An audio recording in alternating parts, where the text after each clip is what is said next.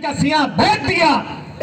हमारे लिए अत्यंत यह सोचने का क्रम यहां उपस्थित होता है कि आज के दिन अभी ब्यावरा में जो हम लोगों ने एक अपनी सामाजिक समरसता के साथ में और एकता के साथ में जो कल विरोध प्रदर्शन किया, मैं चाहूंगा कि एक बार जोरदार ताली बजाकर उसका स्वागत करें। जिला स्तर पर जो हमने काम किया है, मैं निवेदन करूंगा आप सबसे कि केवल जय सिया राम का नारा लगा देने से और ऊंचे शोर में चिल्ला देने से हमारे देश में कितनी बड़ी सोचने की बात है कि जहां हम अल्पसंख्यक हैं वहां हमें काट दिया जाता है, बहन बेटियों को घर से निकाल करके उनकी इज्जत के साथ खिलवाड़ किया जाता है, रोटियां छीन ली जाती है, व्यापारी जब अपनी दुकान में बैठा होता है। एक वीडियो वायरल है अभी बांग्लादेश का, हजारों लोग उस दुकान में घुस रहे हैं, सीने पर लात मारी जा रही है और कपड़े फाड़कर हाथ पर तोड़ दिए जाते हैं। मैं कहना चाहूंगा कि सीखिए जरा भारत के देश से।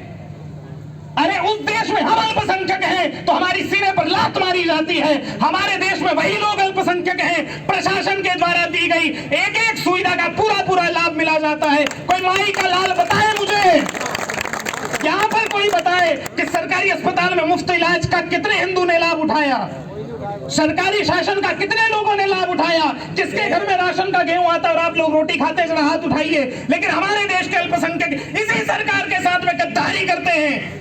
अब मुझे ज्यादा पर्सनल हो रहा हूं, माफ करना, मैं कोई बहुत ज्यादा विरोध की बात नहीं करने वाला, मैं कोई आक्रोश की बात आप सब लोगों के अंदर नहीं करने वाला, लेकिन वसुधैव कुटुंबकम की धारणा को बताना चाहता हूं। एक बात बड़ी ध्यान से सुनिएगा कि जहां हम अल्पसंख्यक थे वहां काट दिए गए, लेकिन जिस देश के अंदर वो लोग अल्पसंख्यक हैं यहां काटा नहीं जाता। सरकार के द्वारा सारी सुविधाओं का लाभ उनको दिया जाता है, घर मुहैया करवाए जाते हैं। प्रधानमंत्री ग्रामीण आवास योजना के तहत हर एक व्यक्ति का वसुधैव कुटुंबकम की धारणा से ध्यान कर करके उनको सुरक्षित इस देश में रखा जाता है। मैं आप सबसे निवेदन करना चाहता हूं कि बांग्लादेश में हो रहे अत्याचार से आप सबको एक शिक्षा तो अवश्य लेनी चाहिए कि कल को ये दिन हमें ना देखना पड़े। इसी के साथ आज इस आक्रोश रैली में पूरे जोर और शोर के साथ में संकल्प करिएगा कि आज से केवल हमारी मूलभूत आवश्यकता रोटी, कपड़ा और मकान नहीं रहनी चाहिए, हमारी चौथी और सबसे पहली प्राथमिकता हमारा धर्म होना चाहिए।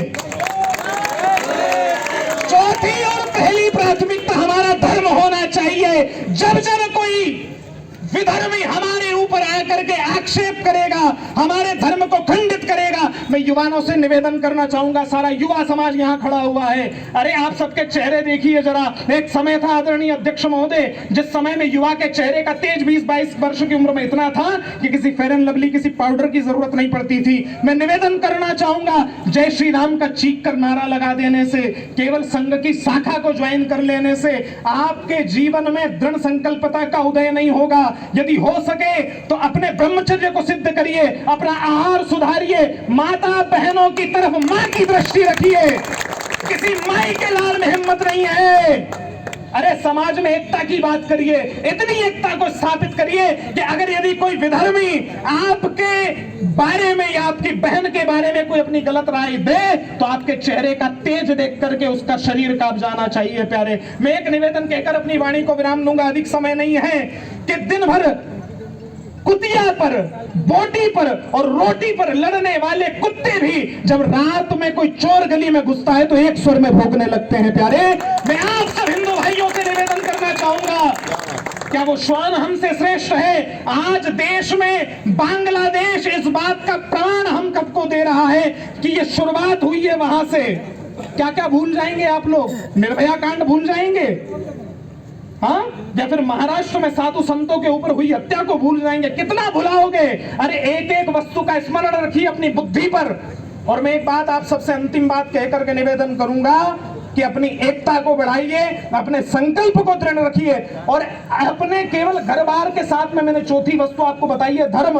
आप सबसे पहले स्वधर्म निधनम श्रेयः, आप अपने धर्म की रक्षा करिए, सनातन धर्म की रक्षा हो जाएगी। प्यारे, एक अंतिम बात और आप सबसे निवेदन करूंगा कि जितना हो सके एकता का परिचय दीजिएगा।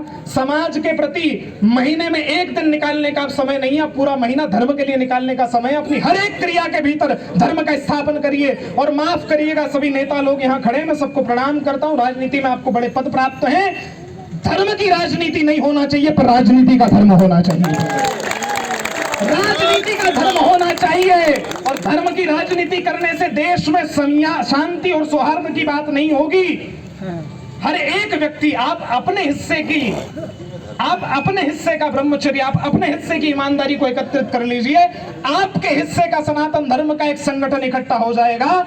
मैं केवल निवेदन करना चाहूंगा कि जब तक हमारे आचरण में धर्म नहीं आएगा, तब तक भारत के विचार में धर्म नहीं आएगा। सबसे पहले अपने आचरण में धर्म को पिरोना आरंभ करिए। इसी भाव के साथ एक बार जोर से सभी लोग नारा लगाएंगे, जय सिया राम।